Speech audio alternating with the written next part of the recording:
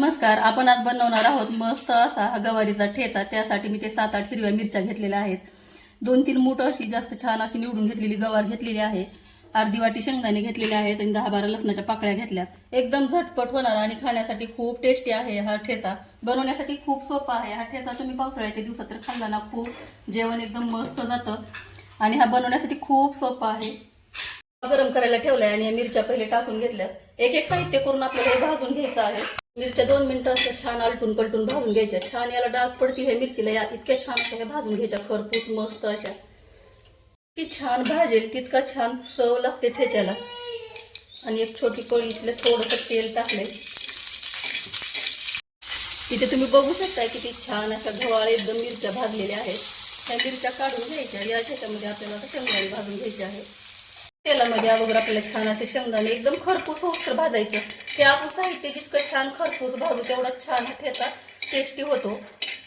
बघू शकता किती छान असे शेंगदाणे भाजायला लागलेत. अजून एक अर्धा मिनिट याला छान बारीक गॅसवर भाजायचं, म्हणजे एकदम करपणार पण नाहीत आणि शेंगदाणे खूप छान आतमध्येपर्यंत भाजल्या जातात.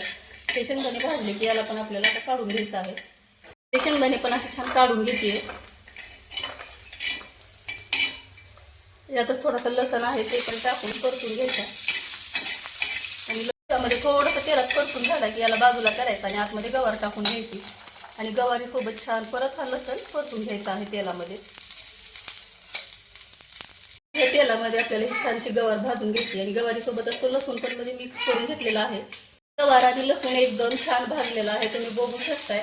याला थोडंसं साईडला करायचं आणि ते थोडेसे अगदी अर्धा चमचा जिरं टाकायचे आणि यातच छान असं आपल्याला मस्त भाजून घ्यायचं. ते तेलाच्या ह्याच्यामध्ये ते भाजल्या जातात आणि याची खूप छान चव येते ठेच्याला. परत गवार आणि लसूण त्यात मिक्स करून घ्यायचं आणि सर्व साहित्य भाजलं की आपल्याला हे काढून घ्यायचं आहे.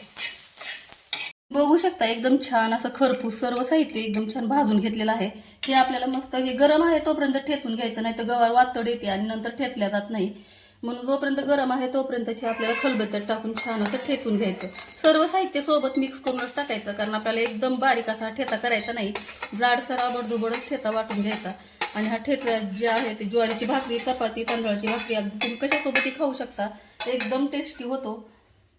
इथे हे ठेच्याला लागेल इतकं चवीपुरतं मीठ टाकून घ्यायचं आणि हा ठेचा मस्त असा ओबडधोबडच आपल्याला ठेचून घ्यायचा आहे.